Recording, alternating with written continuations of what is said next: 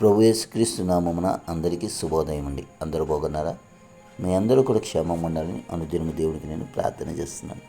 అది నా కొరకు, నా కుటుంబం కొరకు, ఈ యొక్క లివింగ్ గాడ్లో మినిస్ట్రీ పరిచర్య కొరకు ప్రార్థన చేస్తున్న మీ అందరికీ కూడా హృదయపూర్వక వందనాలు. అందరికీ వందనాలండి. మరి ఈరోజు లేఖనం నుంచి ఒక మాట చూద్దాం. చిన్న ప్రార్థన. దయగల ప్రభువా, తండ్రి నీకు స్తోత్రాలు నాయన. మరి ఈరోజు మాతో ఏ మాటలు మాట్లాడాలో మీరు మాట్లాడమని యేసు నామమున అడుగుతున్నాను తండ్రి. ఆమేన్.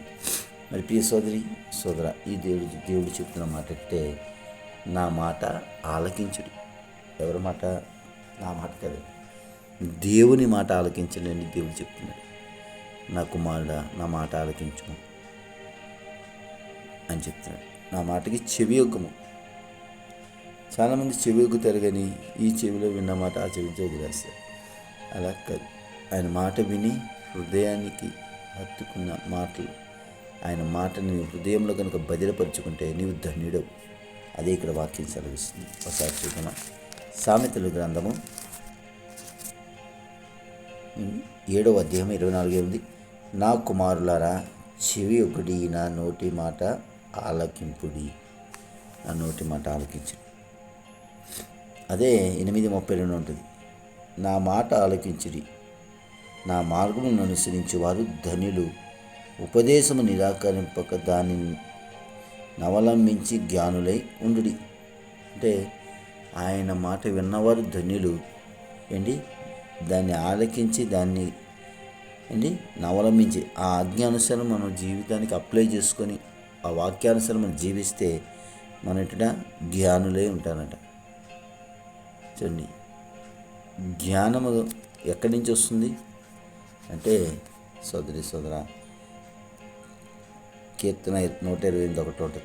యెహోవా యందు భయభక్తులు కలిగి ఆయన తోవలందు నడుచుకున్న వారు ధన్యులు. ధన్యులు. నీకు జ్ఞానము కొదువై ఉన్నదా? యెహోవాను అడుగుడి.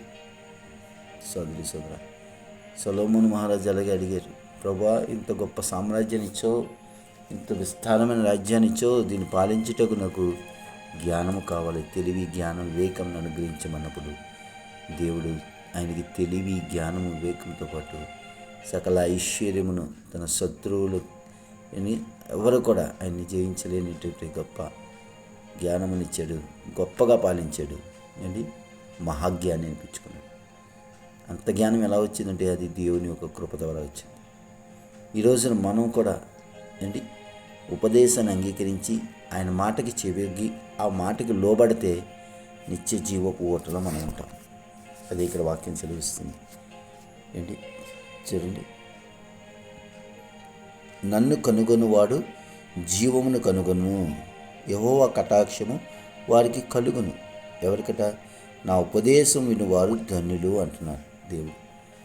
సామెతలు 8:34. నా ఉపదేశము వినువారు ధన్యులు కనుక సోదరి సోదర, వారి జీవపు ఓట కలిగి ఉన్నారు, నిత్య రాజ్య వారసులు కలిగి ఉన్నారు.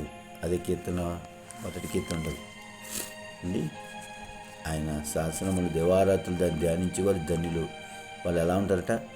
నీటి కాలువన నాటబడిన చెట్టు వలె, నిత్యము ఫలించు కొమ్మ వలె ఉంటారు. బుద్ధి, జ్ఞాన, వివేకములు, సకల ఐశ్వర్యమును, ఏంటి ఆరోగ్యమును, ఆయుష్ అన్నీ కలుగు చేయవాడు ఆయనే. కనుక ఆయన మాట నువ్వు శ్రద్ధగా వింటే దేవుడు ఖచ్చితంగా దీవిస్తే ఆయన దీవెనను పొందుకుంటాం. అట్టి గొప్ప దీవెన, ఆశీర్వాదం మనం అందరం కూడా పొందుకొని ఆయనకు లోబడి ఇహమందు శాంతి సమాధానంతో, ఆయురారోగ్య ఐశ్వర్యములతో మనం వర్ధిల్లాలి. అలాగే పరమందు నిత్య జీవాన్ని పొందుకోవాలంటే ఒకటే, ఆయన మాటకు లోబడదాం, ఆయన మాటకి చెవిగుదాం. ఆ మాటలు వినువారుగా కాదు, కానీ విని మనం ఆచరించేవారుగా విన్న మాటలు మన హృదయంలో భద్రపరచుకోవాలి. వాక్యం బైబిల్ మన చేతిలో ఉంటే కాదండి, బైబిల్ మాటలు మన హృదయంలో ఉన్నప్పుడే నీవు ధన్యుడవు, నేను ధన్యుడను. అట్టి ధన్యత దేవుడు మనకు అనుగ్రహించును గాక. ఆమేన్. దేవునికి మహిమ కలుగును గాక. ఆమేన్.